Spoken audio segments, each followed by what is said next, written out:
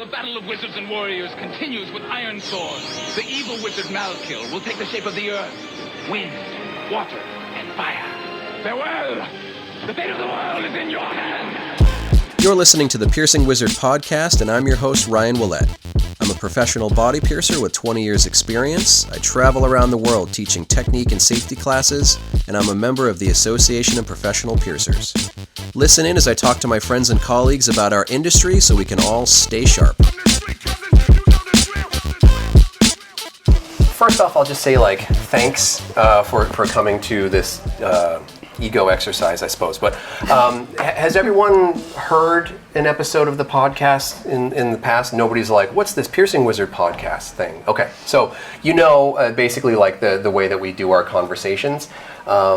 The reason I like to do live podcasts with people is because I love getting questions from people. So we'll do a couple of conversations, and then as we kind of get to the ends of our thoughts, if you have questions, pop your hand up. When we get to kind of the end of the recording, we'll just basically open it up to any sort of ideas or suggestions you might have, and we can kind of talk about it as a panel for a little bit. But it's all just kind of a casual conversation. So I'll say welcome to the UKAPP conference number 10. So I'm really excited to be here.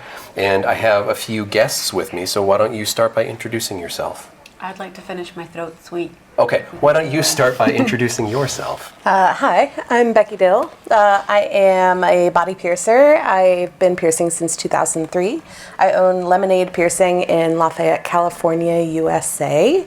I am a longtime APP member and former board member, and this is my first UKAPP, and I'm really excited to be here. Woo!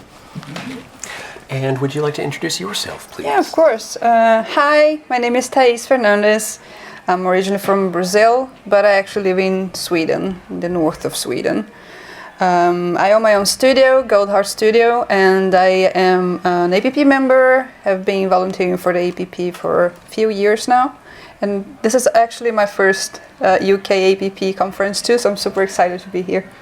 Have you finished your sweetie? Close enough. Okay. Hi everybody, my name is Lola Slider. I am a UK APP and APP member. I own Forest Piercing in Glasgow, Scotland. Just nearly choked to death. Does anyone know CPR? I'm a regular co-host on the Piercing Wizard podcast with Ryan. We've been doing the project together for about 4 years now, would you say? Around there, 4 or 5 years. Around 4 or 5 years. So this is my 8th or 9th time attending UKAPP. And I'm really excited to be celebrating the 10th anniversary with so many frequent attendees, new attendees. And it's great to be here with Tais and with Becky. And who are you? I'm Ryan. It's not really important. So the thing about it is, there wouldn't be any Piercing Wizard podcast at this point without Lola. And I also really specifically wanted to invite the two of you on to talk. And I always notice a trend when probably the three of you introduce yourselves. You kind of you give a very short version that's pretty minimizing to a lot of your achievements. So I would just kind of like to talk the three of you up a little bit.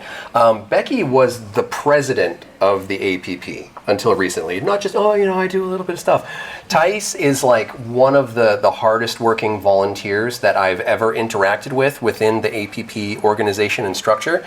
So I've been doing the scholarship committee for years. I think about 10 years at this point. I've been helping to select the scholars that go to the APP conference.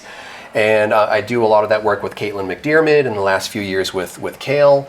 And we wanted to try to bring somebody in, and we brought in Tais because we know that we need somebody that can really do work and that's kind of connected with maybe a younger generation of piercers. And you took to it so well.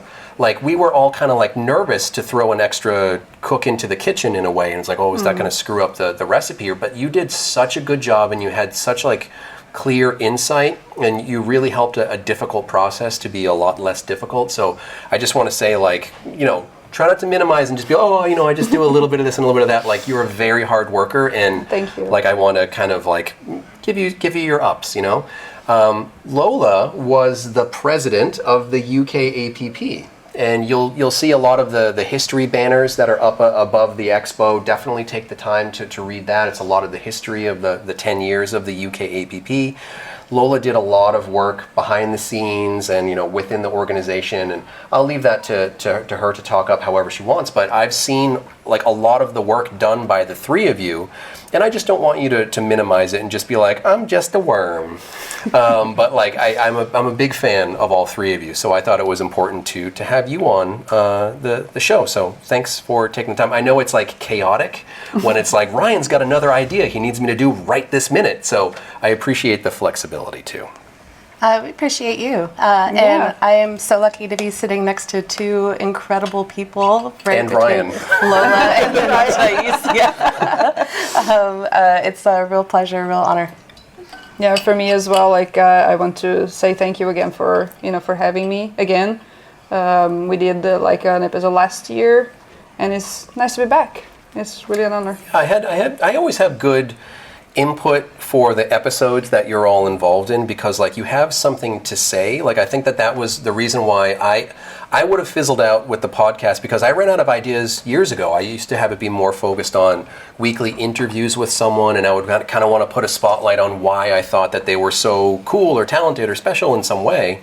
And then when COVID happened and I wasn't out in the world traveling and everything, like a lot of my inspiration was dashed, and being refreshed with like Lola's ideas and passions and interests, and then like kind of being connected and trying to put spotlights back on people who I don't think get nearly enough credit for the volume of work they do with an organization. So I just want to say that I appreciate all of you.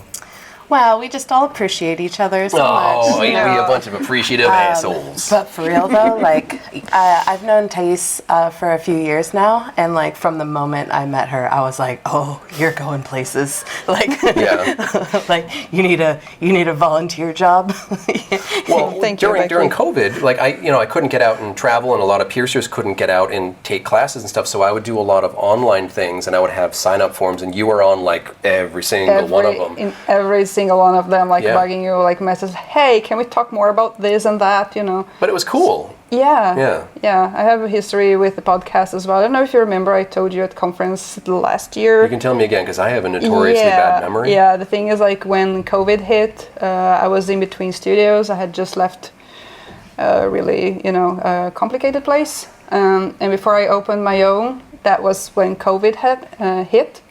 And I took another job, like in a factory for PPE actually. Yeah. And I had like headphones on, like to make it more bearable. And it was the dulcet tones of the Piercing Wizard podcast. Yeah, I listened to like all the episodes several times. Oh well, I'm sorry. Sometimes people say that where they're like they discover it or whatever, they're referred by a friend or something. They're like, oh, I went back and I started at the beginning, and it's like, oh, I don't even want to go back and listen to those episodes. Yeah, but the thing is, like for me, it was motivation, because I was at that job because I wanted to. Well, first I needed to survive, but also because I was about to open my own studio, and I wanted like the motivation to actually be happening like while I was there, because it was. Don't get me wrong, it was a job, but it was kind of boring. And very, like long hours and stuff. So I wanted that motivation, like that reminder to myself that, like, hey, I'm here for a reason. That there's something else out there. Yeah. So I traveled around and I met so many people and had so many great conversations that I just started to feel like selfish that I wasn't getting them out there, because I would hear all these amazing things, what people had to do to get to their point in their career. And like that's kind of something that I wanted to kind of talk about, just to kind of get this episode rolling, is all three of you are studio owners, and like I didn't really know you well when you were starting your studio, so I'd like to hear some of that information. But like I saw your kind of journey. We had all kinds of conversations, like before you were opening your studio, and like seeing like what you and Pablo have done with it is like crazy impressive. So the generic kind of starting point idea that I had for this episode is like how to get shit done, because like so many times people have these great passions and motivations of like, I want to open a shop, or I want to get membership, or I want to teach or volunteer or something. And then it kind of fizzles out, and it's not necessarily because of a lack of motivation. It's because they don't really understand the path, and maybe they haven't had access to mentorship or access to whatever to get that information. So I want you to kind of talk about how you actually get stuff done, and that can be the studio, or it can be any other like aspect. Like we chatted a little bit before we started doing this episode about ideas. So do you want to maybe kind of talk on any of that stuff to get things rolling? Well, when I first opened Forest, we're in our second location now, but when we first opened in our original location, it was really just me starting it on my own, and I never wanted to be a business owner, and I never wanted to run a business, but I had run into a dead end of the business that I was working at when it came to growth and implementing ideas, and I kind of got to a point where I told myself, okay, I've given them all of my ideas. They've said we can work towards those things. I'm going to wait a year, and if nothing happens, then I'm going to have to look at finding somewhere else to work or something else to do. In the end, I actually ended up waiting 2 years, and then at that point, I handed in my notice with no plan and no business plan or property lined up or money or anything, because I think I got to a point where it's very easy to become bitter and angry that the person you're working for isn't doing the thing that you want, and you have to kind of detach yourself from that and realize, you know, it's their business and it's their money and it's their choice, and I might think that it's the wrong choice, but it's not mine to make, and if I think my ideas are that good, then I have to find a way of going and doing them myself, because I've spent so much time working really hard to improve someone else's business that I'll never own. And when you start to think about things in those terms, it really stops making sense for you to push so hard for someone else's business and start pushing for your own. So I kind of thought, well, if I think that these ideas are so great, then I should be willing to put everything I have on the line to create something that allows me to showcase those ideas. So it was incredibly difficult to go through that process, but it's also very validating to be still open and trading and having, you know, members of staff and everything now 6 years after the fact, and being able to, yeah, hi Jordan, and being able to see that the ideas didn't suck and the ideas did work. You know, there is something very validating about that, and it's got nothing to do with, you know, ownership or wanting to be in charge or wanting to be the boss or making money, because a lot of us probably know that there isn't always a lot of that going on when you're the one there's a lot of head shaking here. It's got nothing to do with that. It's about having an idea and wanting to see that idea happen. I think that that's the truest motivation behind real entrepreneurship. It's not about anything else. It's just about, I think that this is such a good idea, I have to try and make it happen. And that was the biggest motivator for me to set up Forest.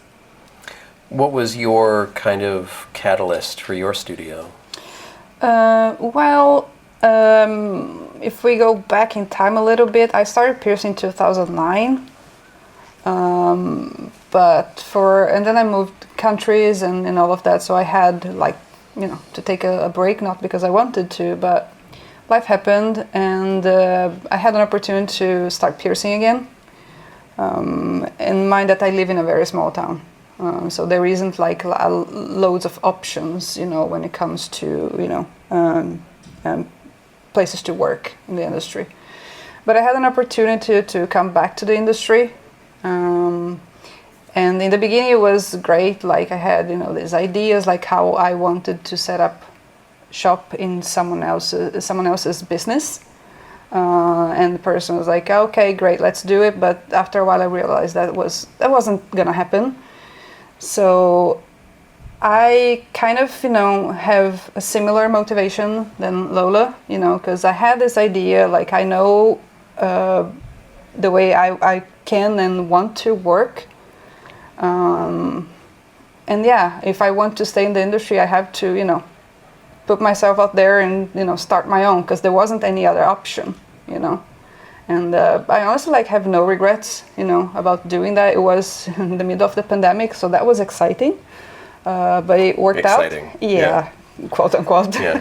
But yeah, when I started piercing again, and when I came back to the industry, I really found myself again, because I was working with something else. I was, going to university, doing something completely different, but I was just lost, and I didn't, I wasn't really there for myself. So when I came back to the industry, I realized that, hey, yes, this is it for me, you know, like now I'm back in my place and I don't want to leave. Yeah. So starting my own studio, I have 2 business partners, they're tattooers, but, you know, they respect piercing a lot. So I was, you know, lucky with that. Like they also believe in my ideas and I believe in theirs. So we cooperate a lot. But surviving or, you know, continuing in the industry, I would say was my motivation, or at least one of them. Yeah. So what about Lemonade? Because like we had conversations and you know, you talked kind of about some of the planning phases publicly, privately, all that stuff. So what was that experience like for you, and what was your motivation for it? I never, you know, like Lola, never really wanted to be a business owner. I was really happy being just a piercer. And when the pandemic hit, you know, we live in the San Francisco Bay Area, you know, California, USA, and it's one of the most expensive places in the country to live. And when the pandemic hit and we were out of work for so long, that we had to, my partner Pablo and I, make the decision to, you know, either start our own thing, go back to our old jobs, you know, which is, I had just quit my job in December 2019. I had quit my job, I had planned a bunch of guest spots, I was about to do a tour, you know, live the Psych. yeah. And my last day of work, you know, I left on totally good terms, you know, and I still have a great relationship with my former boss, but you know, he asked me for 3 months and I was like, no problem. My last day was supposed to be March 26, 2020, ended up being the 16th. And so, you know, after just leaving and, you know, I didn't want to go back, you know, and I had been at that studio for over 10 years. And so I was just ready to move on. That's why I wanted to leave. It's not because, you know, there was like any conflicts there. It's just like, I just wanted to be in a different building. And so we had to make the choice of whether to leave the Bay Area, you know, where I was born and raised, and possibly even leave the state. And we just didn't want to do that. You know, Pablo, you know, you've interviewed him before, so y'all listeners can go back and hear his story, but you know, English is his third language, and you know, he's from South America, and in the Bay Area, it's folks are a lot kinder there to different people, and so we loved the safety of the California Bay Area, and so we did.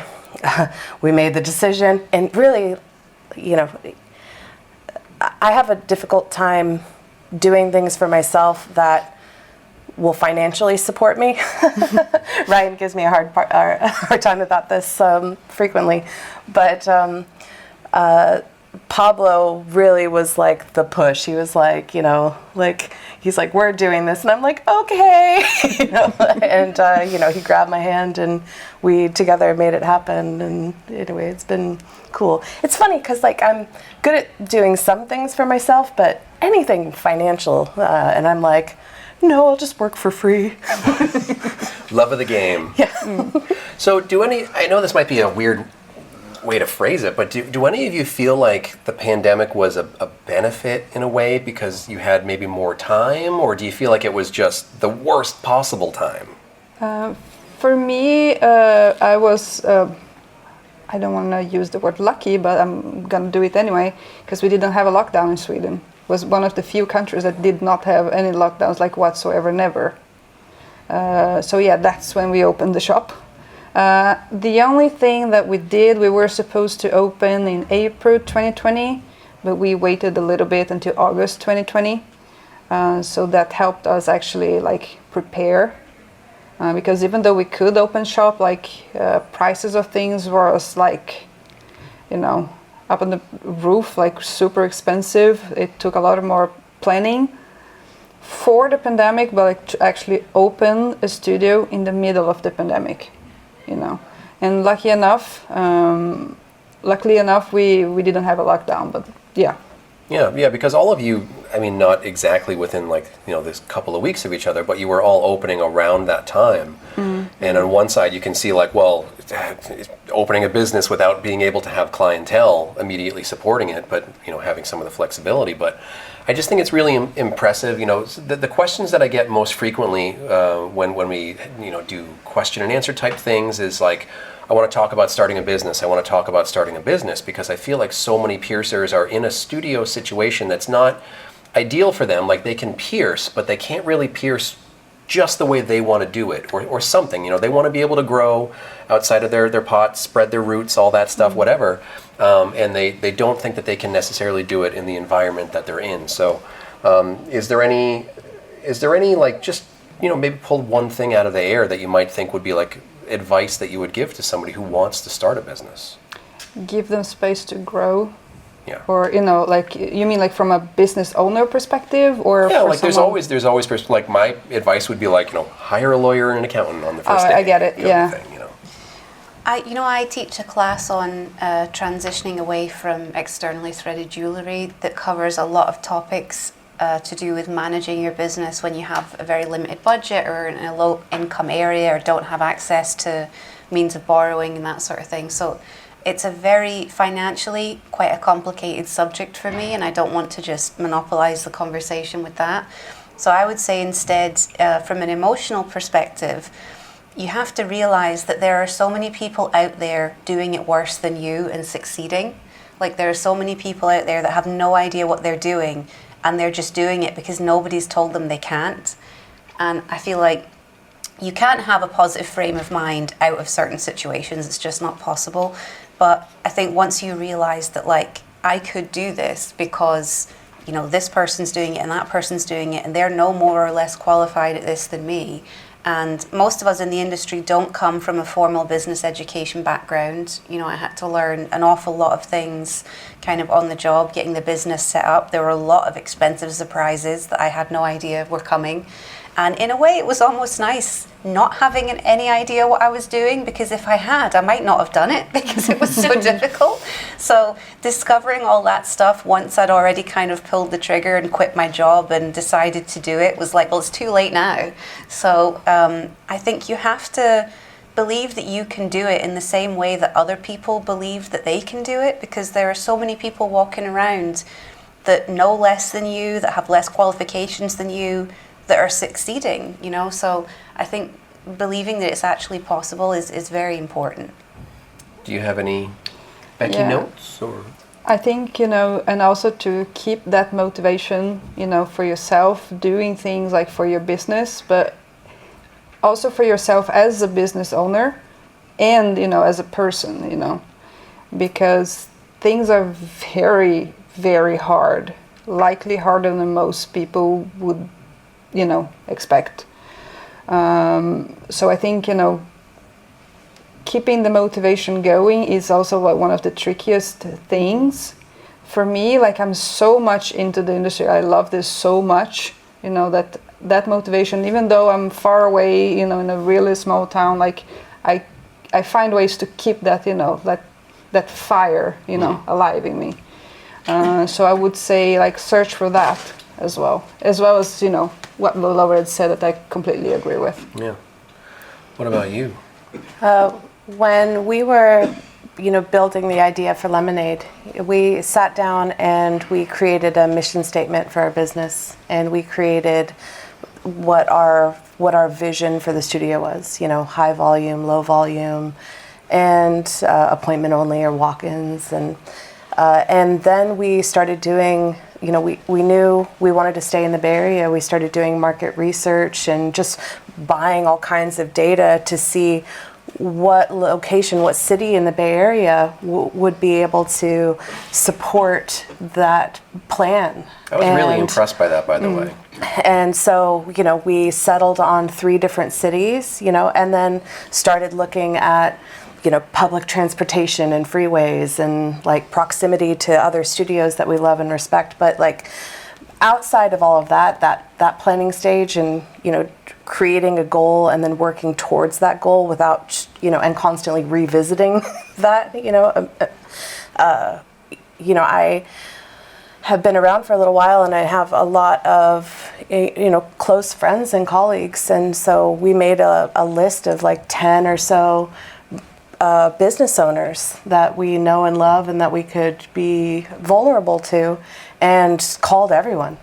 You were one of them, Ryan, and asked 10 people the same questions on like how I should run my business, and then get a sense of like what everybody says, and then make our decision, but also take their guidance. One of the biggest pieces of advice I got was from John Johnson, who owns New Flower in Long Beach, California. He was like, if you're opening up a business on a budget, find a place with plumbing, like that you don't have to build up any or sinks, you don't have to tear up the floors, and and I didn't realize the cost associated with that, where I might have originally just found the prettiest location without even thinking about the sinks. That could have easily been a $10,000 or $20,000 in expense for us. And so reaching out and not thinking that just because I've been a body piercer for a long time that I know everything, and and that there's plenty of other folks that have lived experience that I can learn from. I think like talking to other business owners is so important during that phase, not just for advice, but also when things go wrong.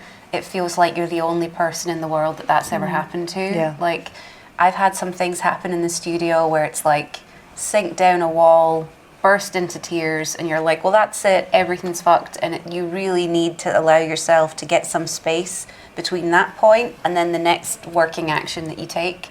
Like, you have to get that breathing space. And it's nice to be able to talk to another business owner and just have them tell you, wait till you hear about the shit that happened to me, just to make you feel, not to take away from what you're going through, but just to feel like it does happen to other people. And one that always sticks out in my mind is Ryan would tell me the shit basement story. Ugh. When his basement flooded with shit. Have I ever said And I that was on like, the podcast? I don't know, but I was like, that's worse. That's still worse. So Anybody want to hear the shit explosion story? anytime anything would happen or anything does happen now, I'm like, well, my basement's not full of shit. Like, so Yeah. it really helped me a lot. I bought a building that was originally constructed in 1859, when there was no, municipal plumbing, and so. Over the years, they changed the plumbing, they did a lot of things that by today's standards you would never be able to pass a code. So the line that leaves my building, all the wastewater, all the sewage, all the everything from my building exits on a 4-inch pipe, which is like 100 millimeters, I think. I didn't understand the concept of like rapid dissolve toilet paper or anything like that. Like you go into a lot of buildings in the UK, you see all the plumbing that's just like, please don't flush certain things because the plumbing is so old that it can't handle it and it will back up. So I had a building like that. Toilet paper, tampons and things going down the toilet, and then like a lot of waste from staff and clientele. And so I spent 2 years building out this building, all this refurb, like top to bottom, all this stuff in the building, but like right outside the perimeter of the building, like there's nothing I could do about it. So maybe a month, maybe 6 weeks into like when I opened and when it was like full force, everybody using the bathrooms, toilets and all that stuff, everything backed up, came to the point where it was at like the U-bend in my basement and erupted. And it was like days of waste literally erupted and like started coming up and like filling this large area of my basement. And so I came in at the start of a day, and the tattoo guys were like, why does it smell so bad in here? And I looked in the bathrooms, no problem. Toilets could still flush. And then it went down in the basement, and then like, I'd flush a toilet, and then I would go in the basement to check, and it was like, blub, blub, blub, blub, like a swamp in my basement. Yeah. There was all kinds of stuff down there that got contaminated and everything, and I was like, ah, and I just completely freaking out. So that was probably one of the worst things that's ever happened in my business. So yeah, gross. So whatever you're dealing with, it's not I think the words you said, at least it's not a river of shit. I had to have Roto-Rooter. I had to have a plumber come in so frequently to fix it that I just bought the equipment to start doing it myself, and I was snaking it out once a week. Snaking out the line, like rubber boots and all this stuff, snaking out the shit pipe once a week because I didn't know how else to stop it. And then all I had to do was buy rapid dissolve toilet paper and the problem solved itself. So I don't have to deal with shit explosions anymore in my studio. So next time I'm at your studio and I'm like, the toilet paper is so shitty here. No, it's actually pretty good. I buy the good stuff, but it's made for like RVs basically. Yeah. So pivoting away from rivers of shit in my basement, some of the things I want to talk about are kind of connected in a way that I see anyway. My interpretation is kind of connected to the start of the UKAPP. So we're here at, is there anybody here who's been coming to conference for more than 5 years? So, you know, if you think of 10 years ago, like what this conference was, it wasn't a conference. It was really just kind of like a meetup sort of a thing. So I was at the very first meetup, and it was just in the basement of a nightclub, and it was like a couple of classes, a couple of demonstrations, 1 or 2 vendors, and just like people hanging out and talking. And just before that, there was like this whole contingent of the UK piercers didn't have their own conference, so a lot of them would go to BMX in Germany. And then through everybody kind of meeting there for the first time, like you probably met a lot of your colleagues in the UK the first time in Germany. I got to see all the conversations that were happening, and there's an American piercer administrator named Beth Rasumsky who would always go to BMX and would always kind of like go around to these like pods and groups of people and chat people up. There's Nicole Holmes, who, you know, the one of the original founders of the UKAPP, was always kind of like, you know, bending Bethra's ear and getting advice and all that stuff. And then they started meetups at a cafe, and, you know, 5 or 6 piercers, and then it would grow and it would grow and it would grow. And I definitely see a huge influence from an American group in the Bay Area that you started. So, like, I'm not going to say that you were directly related to this happening, but I can totally see the influence that the Bay Area Piercer group kind of spun off into the wider industry and how impactful it was. And that was something where, you know, I'll really want you to explain it more, but it was like that wasn't a common thing before you pulled that together. So how did that come about? Yeah, the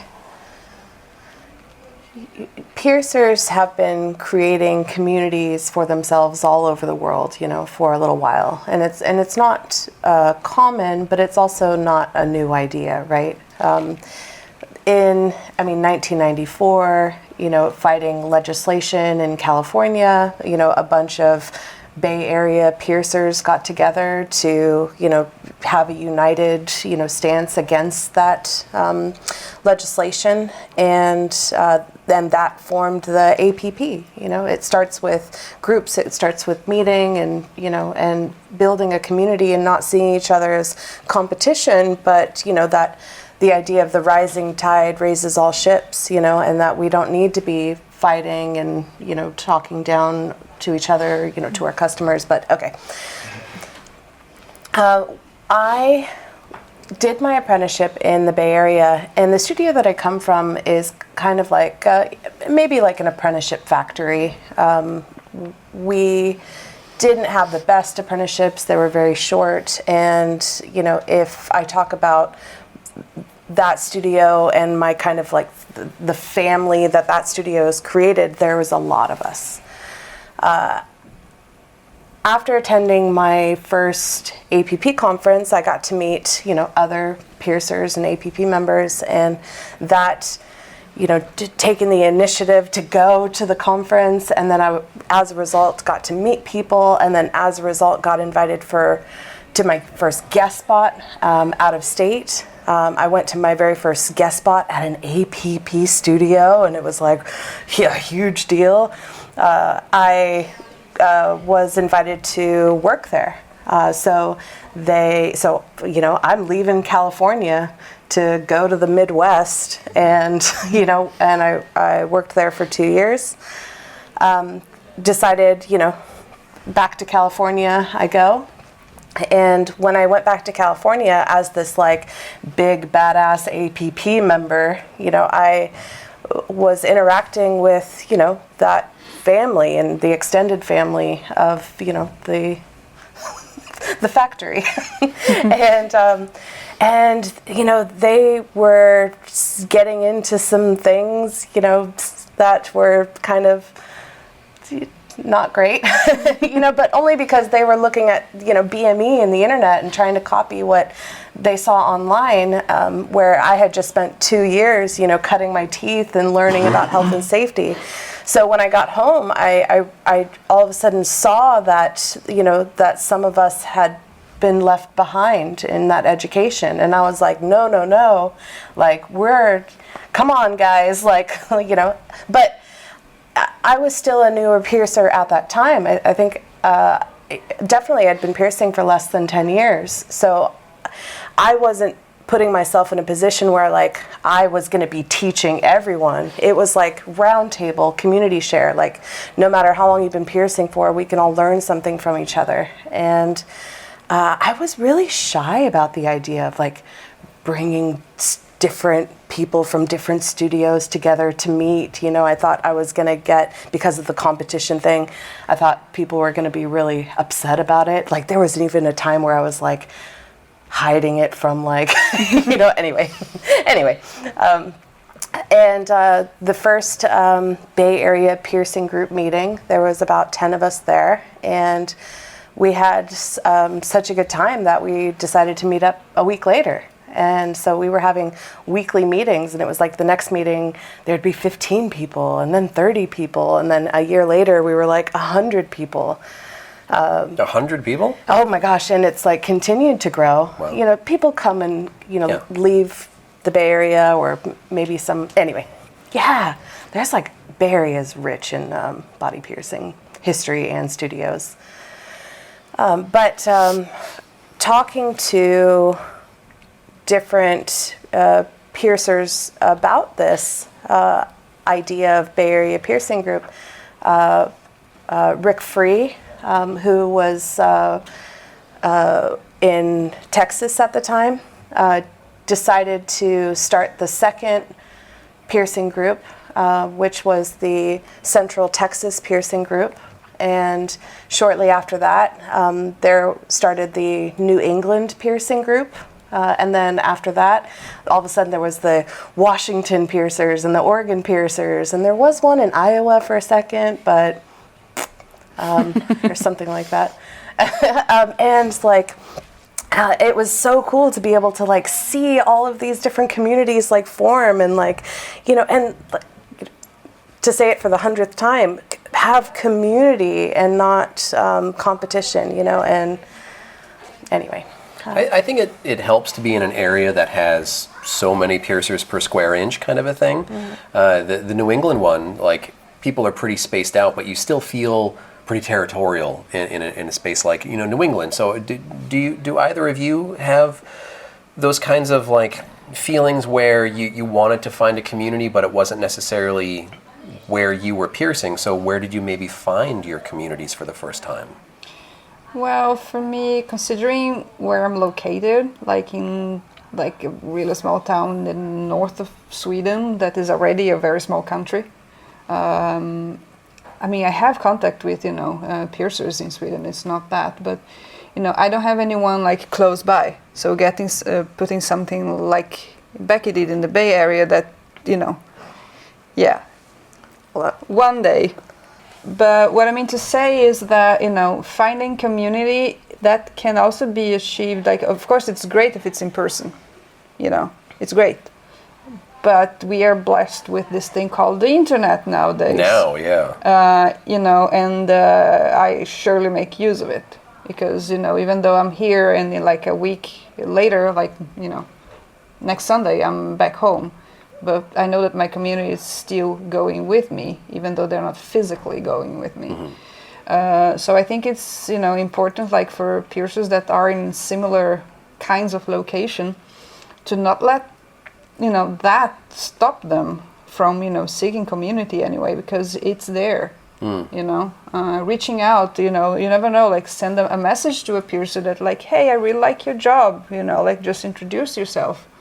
And, you know, you never know what, you know, someone that you meet might, you know, completely change your life. That happened to me as well. You know, like going to a conference, like really changed things for me. Was your first exposure to piercers outside of Glasgow BMX, or was Yeah. it somewhere else? So it was BMX. I think it would have been 2015 or 16, possibly 15. I was very isolated in Glasgow, and I got into piercing at a time I started piercing in 2010, and at that point, studios weren't friends with each other in my area. Piercers didn't really interact with each other that much. It was quite territorial. So I was just in my own little bubble working away and quite happy with that for a very long time, because I'm quite hermity as a person in general. It's a word. Hermity. That's a word. That counts. I went to BMXnet because I'd heard about it from another piercer who had been before and told me how amazing it was. So I decided to go. I went by myself, and that's where I actually met a lot of the founders of the UKAPP and other piercers from the UK, because I had just got APP membership. So this would have been 2016 in that case. No other studios in Scotland had APP membership. I think there was just one studio in England that currently had it, which I think was Blue Lotus. And then shortly after that, Shant with David Osborne, I think. I'm not sure if anyone else in England had it at that time. I'm sure they've had it before, but I don't know if it was active. But there was nobody in Scotland that had it. So it was something that I decided to work on personally just because I wanted to. So when I went to BMX, people knew who I was because it was, oh, that's the person who got APP membership in Scotland. So other piercers from the UK were suddenly very interested in what I was doing, which I found quite bizarre, because in Glasgow, if someone starts asking you about yourself, you're like, it's none of your fucking business. Like, it's very like, what, like, are you the police? Like, why are you asking me stuff? So it was strange to have people be interested. And Nikki Holmes worked very hard to bring me into the community, because I think I came in on the first day. I had a book, I sat down with my book, and they literally came over and were like, put the book away, we're all hanging out now, and like all just populated around me. So I do credit them with not just at that point in time with setting up the organization. They really weren't just saying, oh, you can sit with us. They were saying, we'll come and sit with you, which is different, and really worked hard to try and engage with me and saw value in what I was doing independently. So that was probably the first time that I'd been included or felt like I had community. And since then, what I've learned over the years that I think sometimes people don't realize is that community and friendship aren't the same thing and don't have to be the same thing, but they can overlap. So I have friends in the community, and I also have people in the community that I would consider colleagues, but don't necessarily have a friendship with on a personal level. And I think sometimes people can almost expect too much when they think, I'm going to go to something and I'm going to make loads and loads of new friends and it's going to fix everything in my life and I'm going to feel amazing. And it's like, that might be a little bit of an overreach, but what you are going to find is community and maybe a few people to connect with that you'll be friends with probably for the rest of your life. And there's probably a lot of people that you're not going to connect with, you know, so community and fellowship are wonderful and friendship's wonderful and they can intersect, but they're not the same thing. So how did it start to change? Because it seems like piercers can work very hard within their bubble, but then they start to grow much faster when they kind of step outside of that bubble. So, you know, if you were having more like relationships with people outside of your city, outside of your piercing studio, if you were meeting these piercers in different parts of the country and like bringing knowledge from one studio into another community, and you kind of like going to Germany, all these different UK piercers going to Germany to find each other and then going back home and then kind of building a community with those relationships. Like, can you talk about ways that maybe can like reduce like the intimidation for people to try that on their own? Because like you were all kind of saying in like the pre-interview phase, like sometimes you just have to do it because like it doesn't get done until you do it yourself sometimes. I think one important thing is, it's okay if you don't talk to like everybody, in the same event. Like if you talk to, if you get close to like a handful of people, but actually have conversations with those people. And maybe they will become your friends, maybe not, and that's fine. Because like Lola said, one thing is one thing, another thing is another thing. It's great if they overlap, of course. But not try to conquer it all and get to know and do everything at the same time, because at the end of the day we have limited time in these events, so like having meaningful interactions, I think it's the way to go. Yeah, remembering a name or just somebody that you can reach out to when you get home. And hey, it can be like the person sitting close to you, during class, or maybe a person that you look up to. I remember when I went to BMXNet actually as well. I did a little bit of both. Did I get to know everybody? No, but I had meaningful conversations with people, and both people that I had been looking up to for like years and years, and also people that were literally sitting close to me during class, and they were both, equally important to me. It seems like those groups can kind of inspire people to try to take maybe future steps, and not always just like the putting a needle through somebody, but it can be a big inspiration for people to start to contribute to the community, teaching classes and sharing information at a group. And like you started to kind of get in on that ground level of the UKAPP with volunteering and all the work that you've done. So can you talk about any of that in a way that makes more sense than my word vomit? I have to be dragged kicking and screaming towards everything that I do, pretty much.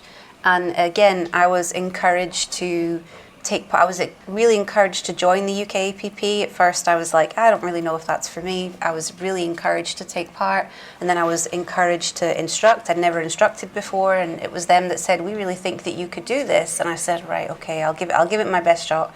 And then it was, we'd like you to be on the board. And then so like I really owe a lot to other people telling me to do the thing, because otherwise I'd probably be quite content to just sit and stay in my lane, really. So I think that, being able to see something in someone else that they might not see in themselves is a really important part of community building. And it's like Becky was saying earlier when we were having a conversation about how when you're in a role where you're a figurehead in the community, like being president on the APP board, a big part of your role is seeing that spark in other people and helping them realize that they're able to contribute every bit that you're able to contribute, and that they've got something in them that's going to be beneficial to the community that they maybe don't see. Something that I thought was really cool about the Bay Area group is yes, it was like piercers meeting each other and being like, hi, I work at this shop, hi, I work at that shop. But it was also like you would have workshop groups, mini classes, things like that. And that was probably a big influence for a lot of people that didn't have any experience as teachers and instructors. So how was that for you? Because like I've really watched your growth as an instructor, as an administrator, like really explode in a way. Yeah, it's been a slow build over time. We started the Bay Area Piercing Group in 2009, and the doing public speaking. I had my first public speaking event at the Bay Area group. It was the first big event that we had was introducing. I think Jim Ward's book had just come out, and so I was on stage introducing Jim Ward for his book signing. Through the Bay Area Piercing Group, some of the APP board members at the time caught wind, and I was invited to facilitate a roundtable at APP conference talking about the idea of piercing groups, and then the next year is adding a little bit more, and then all of a sudden taking volunteer jobs. There's something I want to acknowledge, though. Listening to the last couple minutes of this conversation, I've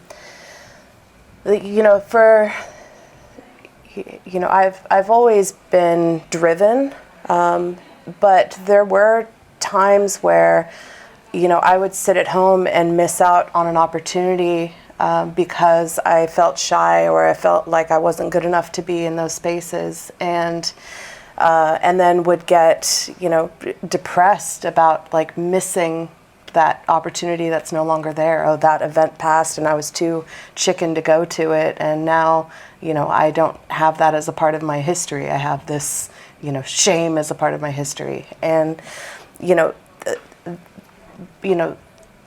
Lola and Tais, the amount of courage that it takes to say, I'm going to BMX by myself into a space where I don't know anybody. Or same thing with you and BMX, but also Tais coming to the Fakir intensives too and saying, I'm going to go halfway across, the world and go be in a workshop for a week. I think in life, we're presented with different opportunities, and if you're able to take those, like you can achieve some pretty incredible things, and don't be scared of, sitting and, you go to these events, right? And like, you're like, oh man, everybody is so cool and everybody knows each other. And like, the truth is we all know each other from attending events, like, and so, and we're also, some of us may look cool, but we're all nerds, bunch of piercing dorks. I digress. What was your question? I don't know that I have one. Like, there are some certain things that I have here in my notes, and a lot of it revolves around, like, there is no one to ask permission from to do the things that you want to do. There are no piercing overlords. Like, yeah, there are organizations, and those organizations have boards of administrators, but it's like, so what? It's like, they're people, they're piercers, and it's like they were probably faking their way through it, just like we're all faking our way through it. So, like, I want it to be inspiring in a way to say that, like, nobody knows what they're doing until they start doing it, basically, that's like a kind of an underlying theme in all the things. So it's like I want to find a way to get the future generations of people that will be potentially, like, elected board members and things like that to find the confidence to just try it, because like it's easy to say, like, yeah, I want to do that, or I would like to do that, but then there's this big disconnect between that and doing it. And I want to help to find ways where people understand maybe the first step or the second step that they can take towards those goals. So is there anything that you might kind of want to tell somebody who might want to kind of go down that path of, like, being a volunteer or trying to be on a board or trying to teach or something like that? Well, rejection and setbacks are part of that process. So, for example, I still have like class submissions and things of that nature that maybe don't get picked, and you also do class submissions and things that don't get picked. And I feel like a big thing that holds people back from engaging in the process is either I'm scared it won't get picked, or, oh, I tried but they didn't pick it, so I'm never trying again. But even this many years into instructing, you've taught over 100 classes, you still get rejections for stuff where they're like, oh, I'm not sure that's a good fit for this year. And it's water off a duck's back, because you know it's part of the process. And at worst, you're a little bit disappointed, but you'll try it again next year. And I've had to get used to that. And another example, Tais, you ran for the board previously and were unsuccessful, but we're all very hopeful that you'll run again so that we can get another chance to vote for you again. Yes, please. And it's the same with Baron. Tried multiple times to get, what was it, like 3 times? Something like that. Something like 3 times, but he kept trying, and it was almost like that repeated effort of trying probably showed people, like, oh, this guy's not going away. Like, we're going to have to vote for him statistically eventually. So and I think that people are sometimes a little bit intimidated of what if it doesn't go my way, and you're like, yeah, it might not, and that's fine. Try again next year, or try something different. But you have to be able to accept that setbacks and knockbacks and rejections are part of any creative process or community process that you want to engage in. Because the alternative is just everyone waving at you like you're Barbie and just saying, hi, Barbie, and just everything goes brilliantly every day. And unfortunately, that's just not very realistic. But I mean, if we think about life in general, it's also like that, like we are bringing it to our context in the, in the piercing community and all of this, but that's honestly, like, that's life in general. And, like, for example, like Lola mentioned, like I ran for the board, I didn't get elected, but, I'm still happy to help in other ways. There's still things that need to be done, and I'm glad to do them anyway, like, what I want to do is to get things done, like there are multiple ways of doing it, like on the board or not, or doing some work for one organization or another, just to get things done, like, so accepting feedbacks or accepting, setbacks, but they're not limiting you from, getting to, something that you want to do, You have a really wide perspective over lots of different parts of how the machine works. Yeah. And I think that I learned, I was on the board for a few years. I ran for a re-election and I wasn't voted for a second term, and that was really hurtful, but I didn't see it as like, well, I'm going to just disappear into my cave or whatever. It was like, no, you're all stuck with me, sorry. But I think I learned a little bit too late that one of the better ways to be effective in those roles is like, you don't just bring ideas. Everybody can bring ideas. Like, you need to bring solutions and how that idea gets done. And hopefully you can be a big part of that moving forward. So like, what are your thoughts on, like, as someone who went from, well, I'm just a piercer to like, well, I'm facilitating, now I'm teaching, now I'm administrating. Now I'm a piercer. Now I'm the piercer. I'm a piercer. Yeah. I'm a piercer now. Yeah. Yeah, it's I'm always learning about the machine and and how it works, and and building strategies. Like, tell you what, my strategy for building a proposal 6 years ago was much different than what it would be today. And if I had the same idea 6 years ago and it didn't get passed, I bet I could get it passed today because I just know how to build it better. So many people have ideas, and in order to have an effective proposal, you have to have the plan for the proposal. You have to think about all the aspects, Okay, so if the proposal is to bring pink paper to UKAPP, it's like, okay, well, what type of pink paper? What's the size of the paper? What shade of pink is it going to be? Who's going to bring it? Is it going to be shipped or is it going to be carried? How much stock are you going to get? How much is that going to cost? Who's going to be in charge of it? At the very end, if you have an idea, even if it's a great idea, if nobody wants to do it, it's not going to get done. And that's like, I think all four of us here, understand that, if you want something to change and there's nobody around to make that change, and you have to do it yourself, and you have to be dedicated to that idea and also dedicated to that idea long term. Yeah, I haven't been volunteering with the organization, and APP aside, volunteering in my piercer community, more local, or with the Fakir Musafar Foundation, which is also a nonprofit. It's like, I'm not in this to be the king of body piercing. I'm in it because I believe in the mission statements of these organizations and the UKAPP, all of them. And my goal is to try and help work towards making body piercing, education more accessible and better. And anyway, so you gotta have the idea. You have to figure out who's going to do it and how it's going to get done, and maybe it'll still get turned down. If part of your argument is like, well, I have this great idea, why isn't anybody doing it? That means that you're supposed to be doing it, and that you're not doing it. Like, I've seen you do the heavy lifting on so many projects. It's like they say, bring solutions, don't bring problems.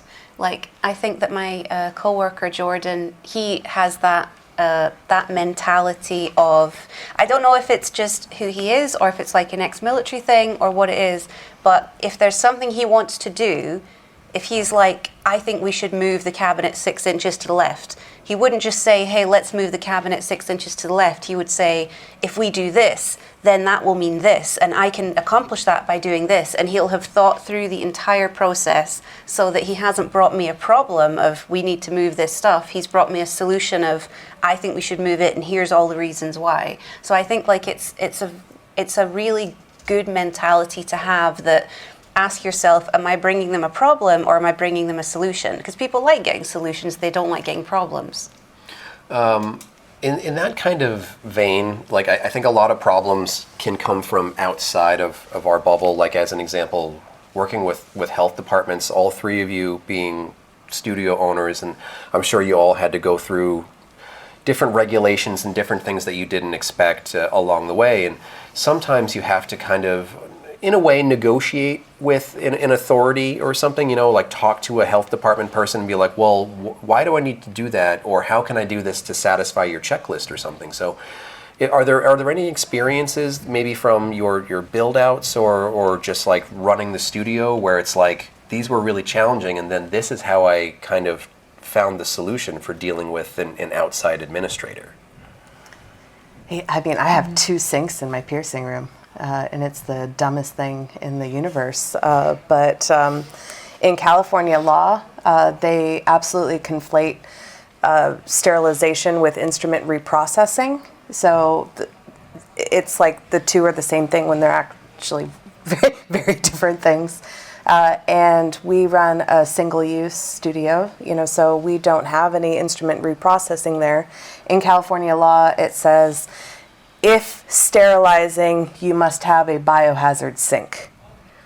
Okay, well, we do sterilize because we sterilize our needles and our jewelry, and that autoclave happens to be in our piercing room. And so it was a huge back and forth with our health department to, one, allow us to have an autoclave in the piercing room so I could do, on-demand sterilization, for-use sterilization. What's the word John Johnson wants me to use? On-demand sterilization? Something like that, yeah.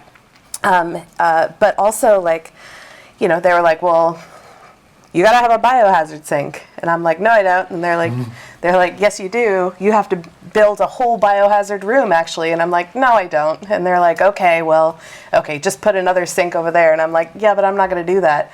And they're like, yes, you will.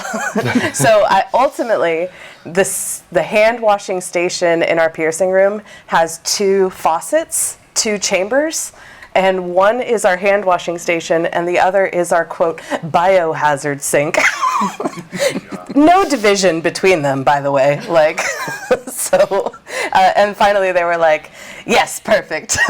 Okay, all right, the sink I'll never use for biohazard. She had to do a bananas thing for air ventilation. Yeah, we had a really rough time moving locations because my local health department, in my opinion, grades on a curve and does not necessarily apply the same standards to every studio, or rather interprets them differently. And there are a lot of standards. It's a very, very strictly controlled industry where I live.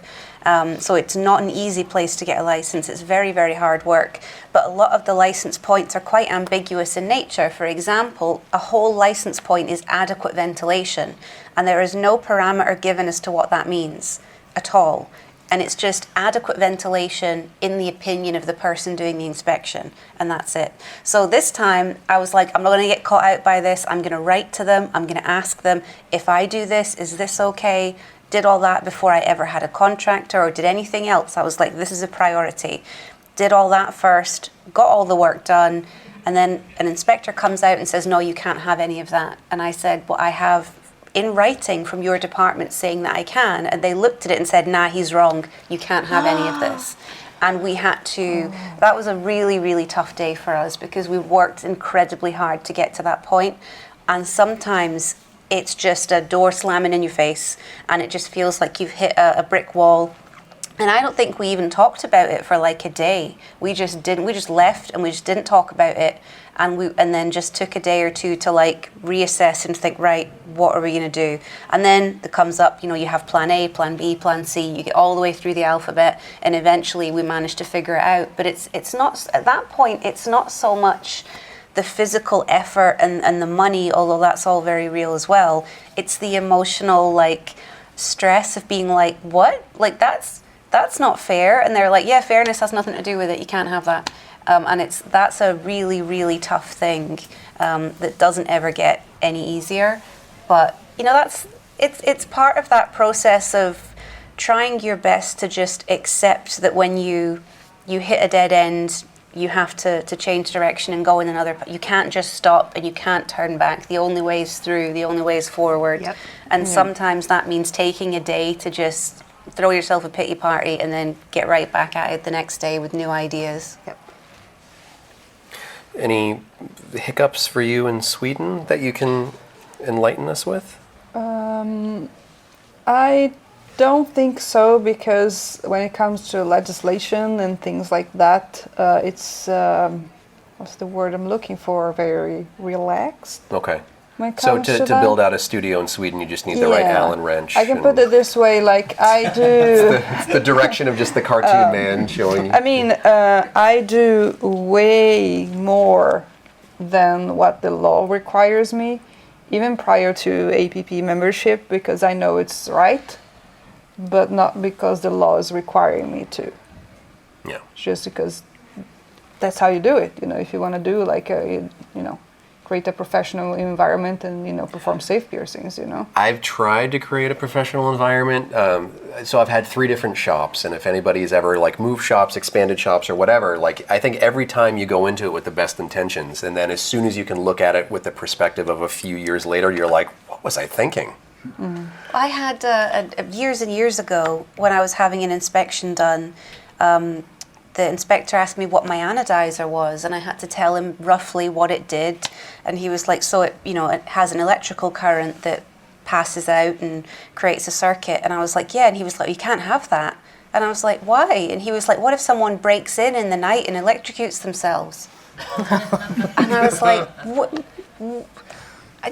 It's hard to I think even of somebody dressed up like the Hamburglar, breaking into a shop and turning just on my anodizer, grabbing just both leaving ends. a perfect green ring on the counter when you come in the next morning. Yeah, so then I had to be like, well, we'll break it down every night and pack it away, and we had to come up with like an actual risk assessment and plan to make sure that a burglar didn't electrocute themselves on the anodizer.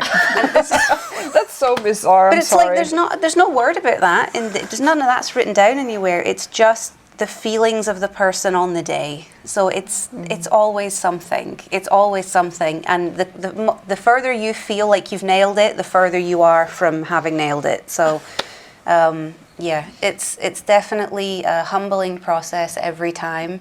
But it's part of it, and I think you do have to have the things to fall back on and just laugh at, like the shit basement story. Yeah. To just remind you it's not all bad.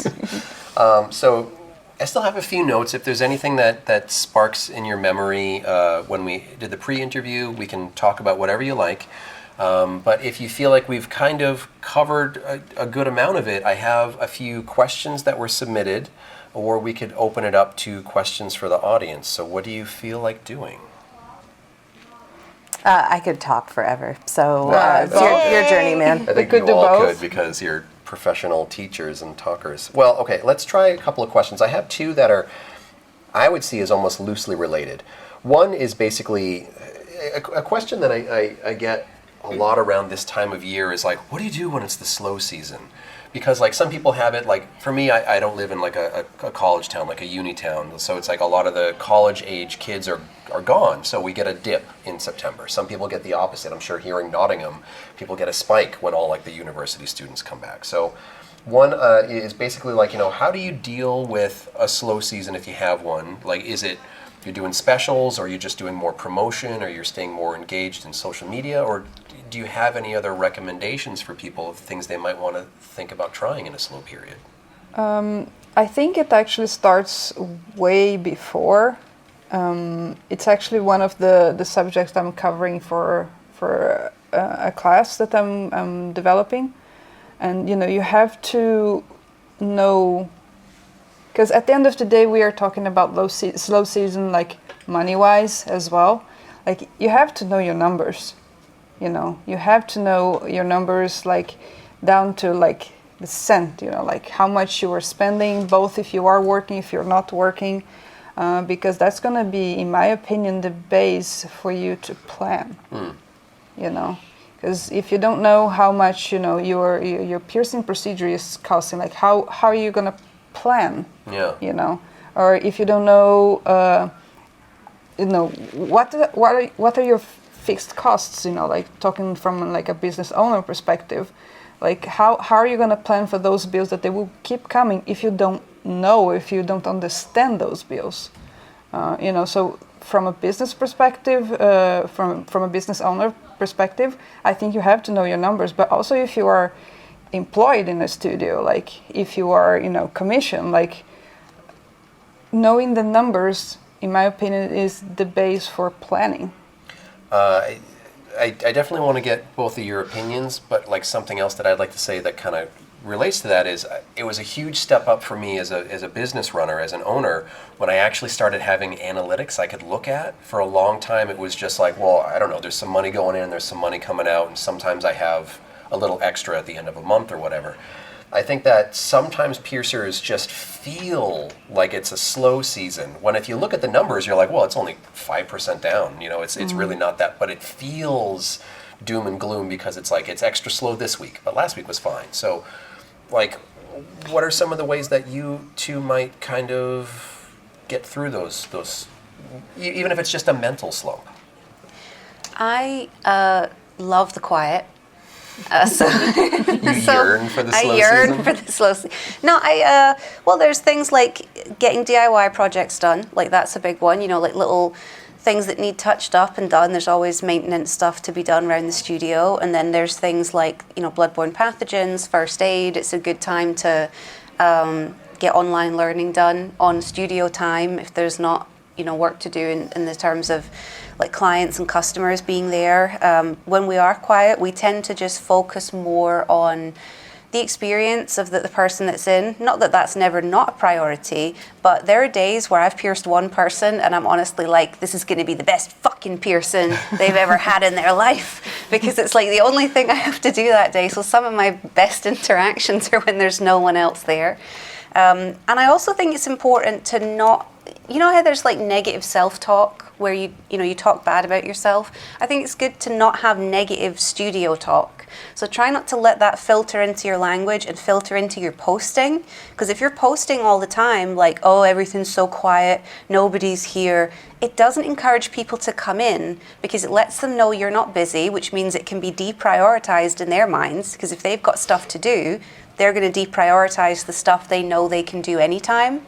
So I think it's, I wouldn't say pretend you're busy when you're not, but don't talk about how it's dead and you're really quiet, because it doesn't manifest anything good and it doesn't put out messaging that's going to encourage people to come in. So what's the point in doing it? It doesn't really make a lot of sense. So those are some of the things that I try and do. And also just, have fun taking pictures of your jewelry and trying to just think creatively about content you can put out there that's still fun and engaging, even if it's reposting old work or whatever it is, to not let your social media presence just kind of die. Yeah. What about you, Becky? Lemonade's a little bit different. When we were building our plan, we knew we were going to open up.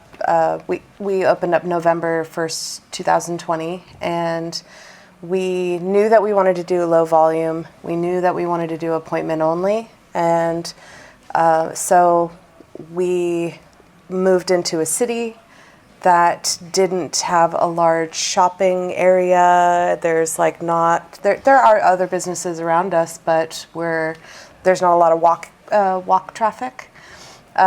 We also chose a location on purpose that's not visible from the street, so that people driving by wouldn't like try and come in for a walk-in, or on a whim. And because appointment only, low volume, we don't feel slow seasons and busy seasons. And every day is the same. A Saturday open is no different than a Monday open because it's all the same amount of business. What we see instead are just how far in advance we're booked. And, it can be kind of, stressful when, tomorrow has like 4 time slots open and you're like, ugh. But then again, like Pablo and I, live in a life of service, and an extra hour off. Yeah, well, it's like we're instead working on some kind of project that's not going to make us any money, Yeah, I think there is, that, but also like we know that there is so much of this job that we do that we love doing that, doesn't involve clients. And like Lola mentioned, you can, work on, your education, you can take pictures of your jewelry, you can, be, doing work for the community. There is a lot that can be done. And that's, also being productive. Like, being productive does not only mean that, like, hey, clients, they are important, of course, without them we are nothing. But there is a big part of the job that, those parts that people don't see, I think that's, one way of using those, like, slow periods. And like you said, they might not be as slow as people think. One thing that helped me was also data. Like from now I can look back, because I have like an online booking thing. I also work on by appointment only. I can go back a few years and see like patterns. So that has helped me like with my anxiety, like, hey, okay, around this time of the year, usually this happens, there's a drop, and of course, it's not like an exact thing, but it has helped me a lot. It helps to put out the fire in your brain sometime, to be like, oh, every September is a bit of a slump. And then it starts to build and it starts to build. Yeah, but it's also like you can start to plan like, okay, around this time of the year, this usually happen. So for next year, I can use this time of the year to do this big project or to go to a conference or, to do all those things that you usually quote unquote don't have time to. Yeah. I know it's a point economically where a lot of people are feeling the pressure. So if they're also having a slow season on top of that, it just amplifies that pressure. So sometimes people are looking for what's a way where I can pay my bills a little bit easier. And I don't necessarily have a solution for that because I think that that's a problem larger than one studio in a way. But if you're thinking about a slow season or something, I would try to focus on making yourself stronger for when you start to come out of that slow season. Like use that time for your continuing education, improvements in the studio, different projects that you want to do. If it's something where you maybe have aspirations to be a public speaker, practice, maybe try to do a Zoom class for free or a local piercer group or write an article or stay engaged. When you have spare time, in a way you can do that fake it till you make it kind of thing. Talk about the other stuff you're doing in the studio and show your clients like we're doing all these things to improve the piercing studio for you for the next time you want to come in. So there's a lot of different ways you can utilize it. Another question I've got, which is almost in the same kind of vein, is asking if we're noticing the next trend coming, because I think piercers who have been piercing for maybe fewer than 5 years, I think we've been kind of held in this, not necessarily a bubble, but we're living in like the gold years of piercing. Like, gold wasn't really a thing for a wide portion of my career. A lot of us, like our studios are kind of like formed around the concept of selling gold jewelry, things like that, and maybe that will have its dips because of the economy.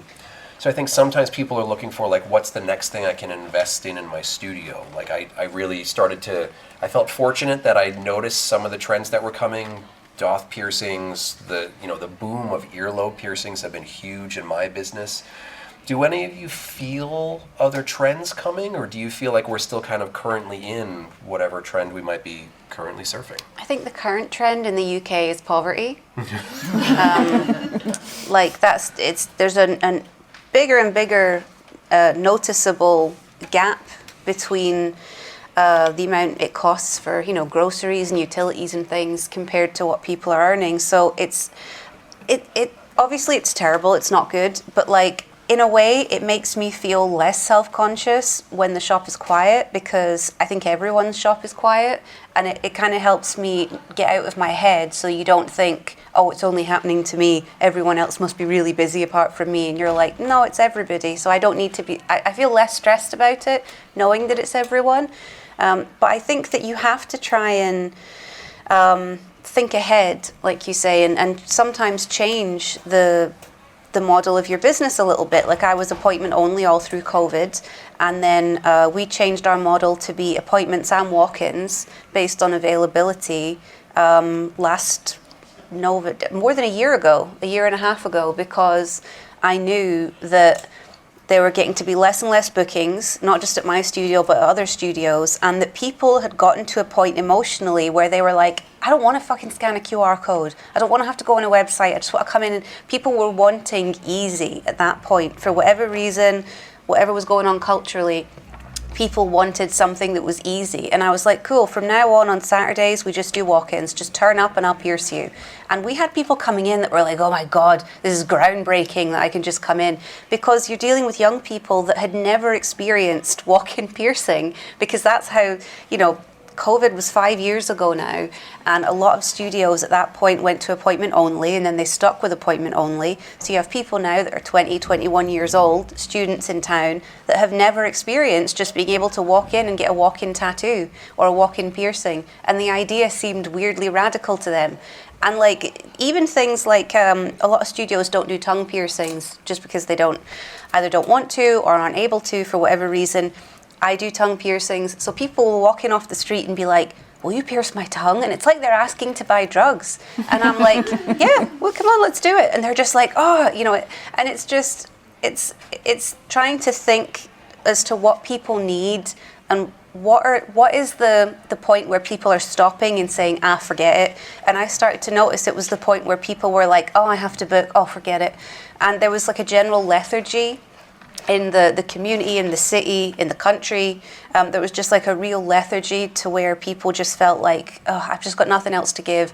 I don't want to have to scan a QR code or book something. So we kind of started to phase that out. So now we do appointments all during the week. Saturdays are just walk-in. And then we still just see walk-ins if we don't have an appointment.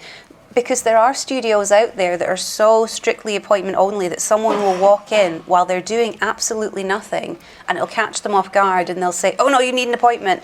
And you're like, that's money that's just walked out of the door whilst you're posting online about how dead it is. It doesn't make any sense. So I think like you don't have to see walk-ins if you don't want to, but what I'm saying is you have to think, what is it that's deeper than piercing that my customers are struggling with and that they're unhappy with? And I found that it was a lethargy for jumping through hoops in every aspect, whether it's buying a coffee, you know, or it's getting cinema tickets, or getting a piercing, or getting a taxi, or anything. People were just wanting something they could just go and do without thinking. The analog version of it. Yeah, people were wanting the analog version of anything. So I think if you can think about your client base and think about, well, what do they really want? Like, what's the problem here that's stopping them from booking in? Because sometimes it's not about the piercing or, you know, getting your hair cut or getting your nails done or whatever the service is. It's the process. So I think if you can find what it is about the process that they hate and try and fix that, that can also help the business enormously. I think when it comes to like trends, and I don't want to say that I have a quote unquote again conservative view on it, but I think in a way I think it's very much what Lola noticed. Like, you have to see what's the reality where you are. Because, like, for example, if I ask any of you, like, what's the trend where you are, that, like, my reality might be completely different, you know. So understanding where you are, who your clientele is or could be, you know, that's going to give you a more accurate plan of action, I would say. Anything that you... I think feel or see? that was two beautifully answered questions, and I don't have anything to contribute. Very slippery. So we'll start to wind it down, but does anyone have a question that they would like to ask anyone directly? So when you're writing classes and putting things together, because you were saying it before, like not to be discouraged, what would you do if you were writing something that a class that you thought was going to be like really original, great idea, and then you find out somebody's doing the same thing? Oh, that's definitely, you got to get past that. Like at BMX this year, there were like 5 or 6 classes on the same subject over the weekend. Everybody has their perspective of how something is done. Like if you want to write a septum class, like one person might say, do them all freehand. One person might say, every receiving tubes, clamps, sitting up, lying down. Like your voice is important. Yeah, I was actually just talking to someone about it here today during conference. Like, imagine how crazy it would be if there would be like just one class about septum piercings, one class about, you know, sterilization. Like, we have different views. Of course, there are things that are, you know, considered right or wrong, principles that we need to follow, but different perspectives. So your voice is, you know, as important as anyone. You know, like your perspective can contribute to someone else, you know, as well. You're kind of a hive brain for curriculum, and like what advice would you give to a question like that? Oh my gosh, this particular topic, I could like go so deep on it. I also am the current chair for the curriculum committee for the APP, and there's a lot. Okay. Yeah, there's this like idea that just because Ryan's doing an eyebrow piercing class that he now owns eyebrows and that I can't do an eyebrow piercing class. Tais was absolutely correct when she said that, like, you know, we all have something different to offer. And maybe, you know, when I'm in a class instructed by so-and-so, I'm not going to be able to comprehend their teaching style compared to when I take a similar subject from somebody else, and I can really, you know, maybe they're more visual and the other's more science. Anyway, so nobody owns anything. Also 2025, like, except for, you know, zeitgeist and culture, there's not a lot of like new ideas in body piercing. You know, health and safety is kind of health and safety. Piercing techniques, although they can vary a little bit, you know, where the experimental stage of body piercing is over, right? And so don't be discouraged, you know, if your subject didn't get picked. But, okay, a little secret, right?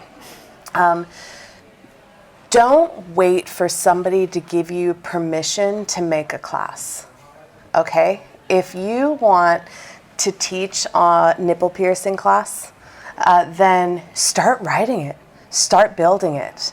Don't wait for somebody to say yes, because at some point, somebody might cancel at a conference, and then all of a sudden, we need a last-minute presenter. And when, you know, as the chair of the curriculum committee, when somebody's like, I have this class ready to go, put me in, coach, I'm like, yes, okay, you know, like, and don't just write one class, write 3 classes, you know, like have a bunch of different ideas. And the more ideas that you have and the more content that you build, the more successful. And work with a mentor, you know, maybe somebody who's got a lot of experience. Maybe they'll want to co-teach a class with you. Anyway, okay. What's your feeling on it? Because I know that I've watched you work on classes and then somebody else announces a class on the same subject, and it doesn't mean that you stop writing your class. It's happened to me several times where I've just decided, and I've not posted anything about it, and I've just spoken to Ryan and said, I'm going to write this class, and like a day later, someone else announces that they're writing the same class. So like it has happened to me several times. But what I try and tell myself, because I've had that exact conversation of maybe I shouldn't do it because they're doing it, and it kind of is like a sneaky self-esteem issue, because when you say, oh, I shouldn't do it because they're writing one, what you're really saying is they're smarter than me, so I shouldn't do it because theirs is automatically going to be better by default, when you have no reason to think that at all. And what it came down to was, I can't remember who it was. I know I did a class that Luis did a class on bridges and industrials. Jeff's done classes on things that I've done before. Salah has a PA class. You know, all of these people who are really like well-known, well-respected piercers whose opinions I admire and whose work I admire. And it occurred to me, is Jeff ever going to be afraid to write a class because I'm writing it? Probably not. So why am I afraid? It's like I'm saying that I should be scared of Jeff when he's not scared of me. And I'm not scared of Jeff. So it's like you have to, in your own mind, put yourself on the same level, on equal footing as your colleagues, and not look at yourself as this underling that's like, I shouldn't do it because they're doing it. Because what you're really saying is they're smarter than me. Even if that's not what you're saying, like that's where it comes from. So I think you should just ask yourself, would they be intimidated by what I'm writing? Probably not. So why am I intimidated by what they're writing? Jordan. No, you can't. My mentor is an instructor. She's all right. I have gone to classes from people with less experience on subjects that my mentor has taught me, and they've just worded it in a way that has just clicked in my brain. And it's not because they have more experience than Lola or that they're better at presenting. They've just shown it through a light that made sense to me, that maybe was a bit more so than what Lola had said. So it's totally nothing to do with their ability. It's just, it clicked for me the way that they presented. So before we shut it down, does anyone else have a question? Yes? So since all three of you, or you two, right, are all sort of like pioneers in terms of like you saw a need, fill that need, right? And sometimes when you're in the process of going like, okay, I need to fulfill this need, you do pull from people around you to be like, what works, what doesn't work, et cetera, et cetera. One of the things that I run up against in terms of like running my own business is like, I got this great idea, and then people who are like, that's a fucking spectacularly horrible idea, like you can make that work, that's very bad. And it, because they're speaking from their experience that they tried it, but also, you know, technology is constantly shifting, and I'm like, well, I have this new AI thing that maybe will help get this going. So in those nascent stages of like trying to build a business or create a business, where is that line that you draw of like, yeah, I do really need to default to like that's actually a bad idea, or like I'm just gonna wing it and hope I don't crash spectacularly? I'm a big fan of winging it. But I would say, like, well, from my experience, like, you need to get down to facts. Opinions are one thing, facts are another. Sometimes they overlap. Like, what are the actual facts? Either you like the facts or not.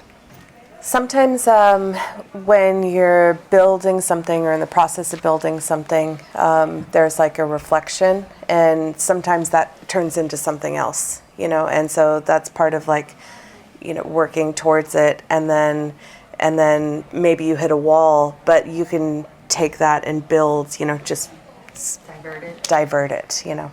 So I've definitely built stuff and not been stoked about it, but it birthed two other things or something that were, you know, fine. do you have a Scottish answer you can give that doesn't involve headbutting someone? It's hard to say, because I think I do a lot of stuff anyway.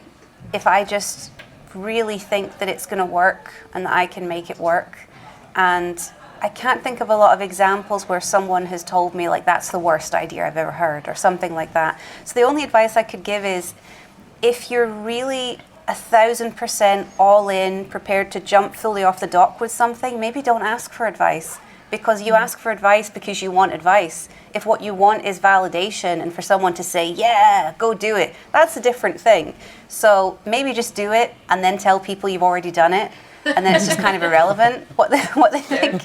But it's like, if you don't really want the advice, maybe just don't ask for the advice, because then it's going to make you second guess yourself and fill you with doubt, and then maybe you're not going to be able to execute your idea the way that you wanted to originally. So if you're 1,000%, I totally believe in this, maybe just go for it.